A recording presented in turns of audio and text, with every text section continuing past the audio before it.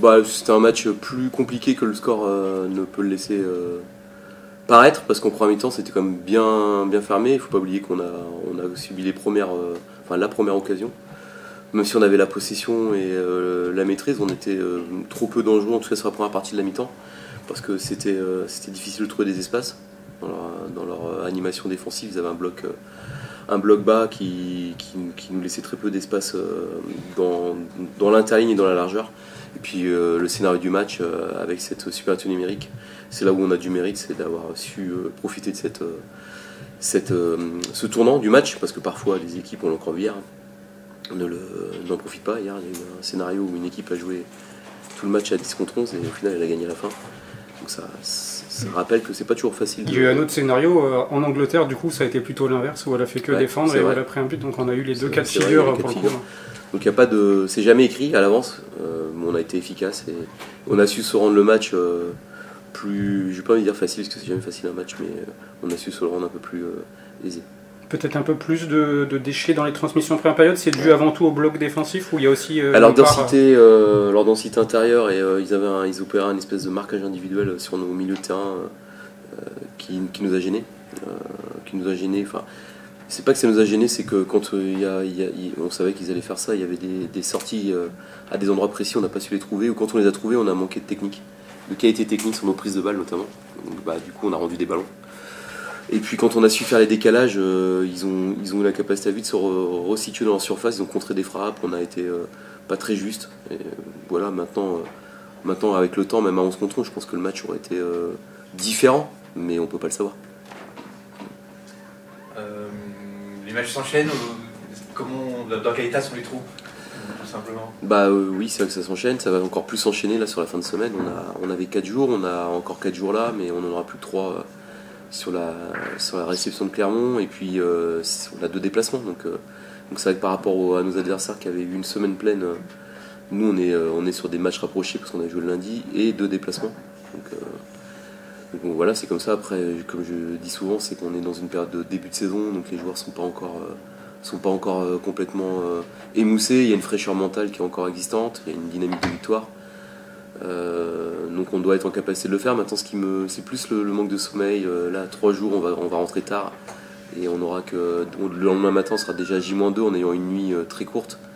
Donc il y a ces éléments-là qui m'embêtent, non pas pour la capacité à jouer le match, mais sur les risques de blessure, ces choses-là. Mais bon, moi, je suis jamais du genre à me plaindre de jouer. C'est bien de jouer. On est content d'enchaîner les matchs et même si on aurait préféré avoir une réception sur les 2 là, mais on l'aura à la fin, donc c'est aussi bien. Tu avais fait le choix de reconduire ton équipe gagnante du match précédent. Est-ce que là, avec un délai encore plus court, c'est-à-dire que le temps du turnover est un peu plus arrivé? C'est vrai que c'est une probabilité, c'est une possibilité. Les proportions, elles sont aussi à définir. Il y a plusieurs choses là-dedans. Je pense que les joueurs sont à même d'enchaîner 3 matchs, c'est pas un problème.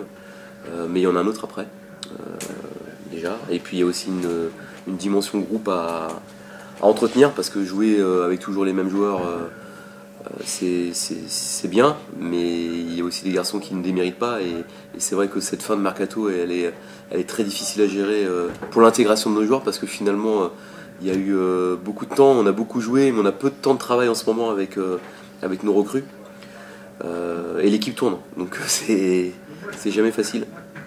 Mais bon, j'ai un groupe qui est étoffé, qui est plutôt en bonne santé, physique, mentale, donc voilà, je pense qu'il faut rien s'interdire, il faut pas avoir de crainte ou de peur, quelle qu'elle soit. Faut faire comme on pense que c'est le mieux pour le groupe tout de suite, mais aussi pour le moyen terme. C'est encore un déplacement. Alors, pour Marseille, c'était dans un contexte, on va dire, très froid.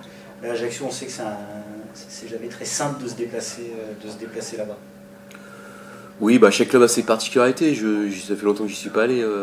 Mais bon, on sait qu'on se déplace dans un endroit où il y a une forte identité et que les points sont toujours durs à prendre. Mais pour autant, les points qui ont été pris pour avoir vu leur match chez eux, ils ont été pris dans des conditions de jeu. Il faut pas non plus diaboliser ou être dans l'excès de crainte par rapport à ça. Il n'y a pas à avoir de crainte.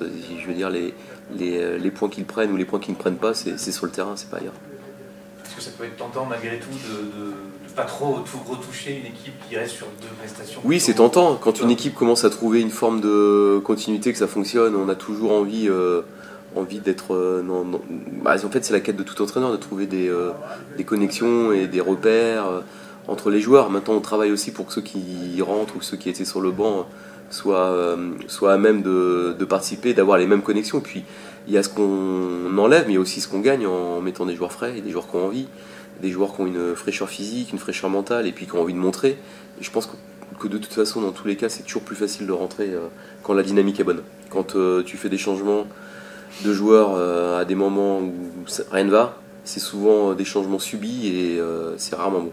Voilà, donc je pense qu'il faut tout faire pour que ça continue de bien se passer, mais il y a des moments où ça se passe bien parce que tu as créé le contexte avant et c'est plus facile pour tout le monde en fait. Pour rester sur votre premier clean sheet, est-ce que ça c'était un point important ou est-ce que ça reste secondaire à partir du moment où vous mettez 2 buts par match concrètement?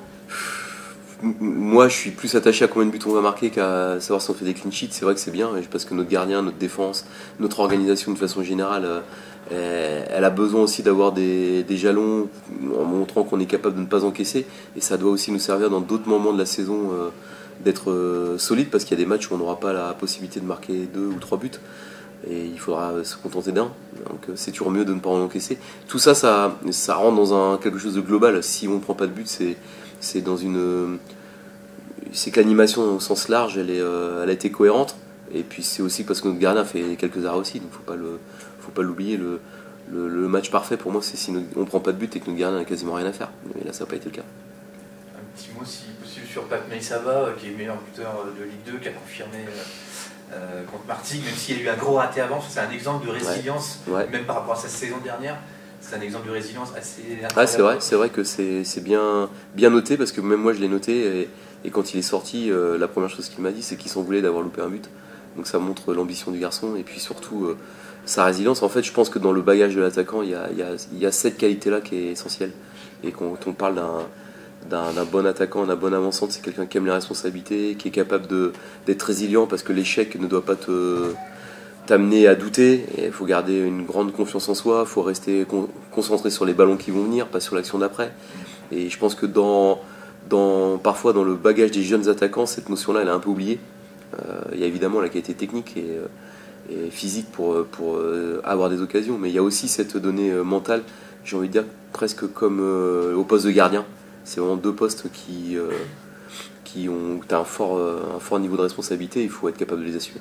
Et pourtant, à ce niveau professionnel, il doit avoir conscience que le 100% de réussite n'existe pas, mais malgré tout, tu estimes qu'il y a ce travail-là d'acceptation de l'échec. Ouais, je pense que dans la construction d'un joueur, il y a sa personnalité au départ déjà. S'il est attaquant, c'est qu'il a les caractéristiques. S'il a voulu jouer là, s'il a mis des buts, c'est qu'il a ça. Et après, il y a l'expérience, et les échecs que tu as pu avoir ou les moments plus difficiles qui t'ont nourri. Après, le niveau de confiance qu'il peut avoir, c'est vrai qu'il a construit une confiance. C'est pas uniquement le championnat, parce qu'en préparation, il a mis des buts aussi. Il a marqué très très régulièrement. Si on prend depuis le début, s'il est sur, j'ai pas regardé exactement, mais je crois qu'il a mis 3 ou 4 buts en préparation, donc c'est quand même une très belle série. Il a de la régularité, et au-delà de ce geste-là, de cette attitude-là de rebondir sur un échec et de marquer, moi j'ai retenu aussi juste après l'échec, il fait la passe à la ligne, et il y a plein d'attaquants qui auraient forcé, qui auraient dit je vais en louper une, j'ai une situation qui est à peu près favorable, je frappe, et lui il a servi, donc ça montre aussi un altruisme. Donc, vu de l'extérieur, ça a l'air d'être justement un joueur qui n'est pas trop dans le doute comme ça, à tergiverser. Est-ce que toi, quand tu es arrivé, tu as noté au contraire qu'il y avait besoin de leur mettre un peu en confiance, ou est-ce que c'était plutôt un joueur qui... Non, c'est vrai qu'il affiche une grande confiance en lui, qui est importante, mais il faut toujours gratter. Il y a ce qu'on montre et il y a ce qu'on ressent.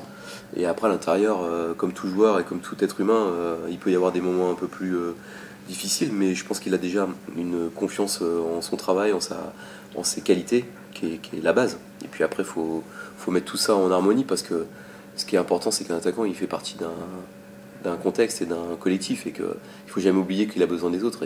Et pour avoir les ballons et pour avoir le plaisir qu'on t'amène des bons ballons, il faut parfois faire un pas vers les autres. Et c'est ce que parfois les jeunes attaquants oublient. Et est-ce que justement vous lui avez fait changer des choses dans ce que vous lui demandez par rapport à ce qui lui était demandé la saison dernière, qui peuvent expliquer que... Non, la seule chose, moi le joueur il est bon, et il a marqué des buts l'année dernière déjà, donc il s'est pas mis à marquer uniquement avec moi, il en a mis 11 je crois l'année dernière, donc c'est pas rien, en tirant pas les pénaux, quasiment pas les pénaux. Moi, j'ai pas ce qu'il fait, ça lui appartient, et ça lui appartient à ses coéquipiers, aux copains, à l'équipe. Moi, la seule chose, c'est la relation que je peux créer avec mes joueurs pour essayer de les mettre en confiance, mais tout le reste, je suis même pas sûr qu'il avait besoin en plus, donc non, ça lui appartient. On a vu d'ailleurs féliciter, après son but, venir vers le banc et se rapprocher de vous et d'Arnaud Gentil notamment. Ouais. Est-ce que c'était une action qui a été plus ou moins travaillée? En fait, c'est plus entre Arnaud et Pape, parce que c'était un sujet entre eux sur les fermetures de deuxième poteau, sur les corners, et donc c'était un petit clin d'œil. D'accord. C'est un joueur qui marque beaucoup, mais qui est aussi très intelligent sans ballon, en fait, dans ses appels, des choses comme ça. Ça, c'est aussi précieux pour toute l'équipe. En fait, c'est ce que j'ai découvert en venant ici, que je ne connaissais pas vraiment. J'avais pas cerné ça, je le connaissais très bien, mais j'ai été assez agréablement surpris, ou en tout cas séduit par son qualité de son jeu sans ballon. C'est un garçon très intelligent. Et parfois, il y a quelque chose qui m'horripile, c'est quand j'entends des buts faciles, mais en fait, il n'y a jamais de but facile. Il y a souvent tout ce qui se passe en amont qui fait qu'à la fin, ça devient encore facile. Il n'y a jamais rien de facile, mais tu es bien placé, tu arrives au bon moment et tu fais le bon geste. Mais il y a tout le travail, on va dire, de fausse piste, de déplacement, d'apparaître, réapparaître.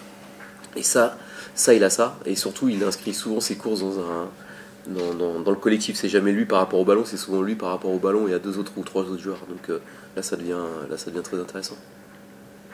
Pour revenir un peu sur l'aspect défensif, on était plutôt sur une équipe, un club qui a construit un peu son ADN justement sur la solidité défensive. Est-ce que ça, dans ton discours de cet été, il y a eu besoin de le faire intégrer aux joueurs, qu'il y avait un petit changement d'état d'esprit, ou est-ce que naturellement pour eux ça se fait Je pense qu'au-delà du discours, il y a tout ce que tu proposes à l'entraînement et ce que tu transmets. Je pense que les joueurs, ils ont bien senti que ce qui m'intéressait, c'était d'être bien organisé, d'être solide évidemment, mais qu'on ait des automatismes et qu'on se crée des occasions. Et alors après, c'est bien de le dire, mais il faut que les joueurs encore en aient les capacités techniques et physiques et mentales. Mais oui, moi je leur ai dit en préparation, je ne sais plus à quel match. Non, c'est après Lorient. On n'avait pas marqué à Lorient, et pour moi, à chaque fois qu'on sort d'un match sans avoir marqué, c'est toujours, ça m'embête toujours. Après, il y a des adversaires qui nous empêchent de le faire et qui sont là aussi pour ça. Mais je pense que quand on joue, faut toujours, à chaque match, il faut avoir envie de marquer des buts parce qu'on joue au foot pour ça en fait.